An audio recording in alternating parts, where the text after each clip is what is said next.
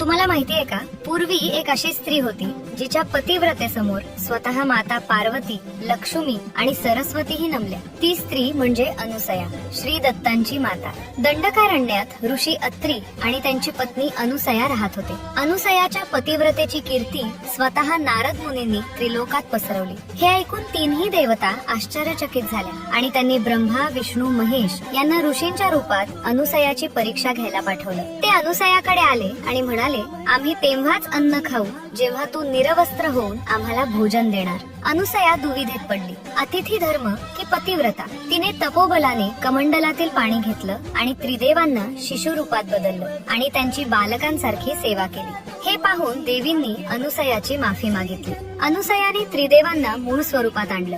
मग त्रिदेवांनी तिच्यावर प्रसन्न होऊन तिला आशीर्वाद दिला. आम्ही तुझ्या पोटी जन्म घेऊ. काही काळातच तिच्या कुक्षीतून 3 मुख असलेलं तेजस्वी बालक जन्माला आले आणि यांनाच आपण श्री दत्त म्हणून ओळखतो.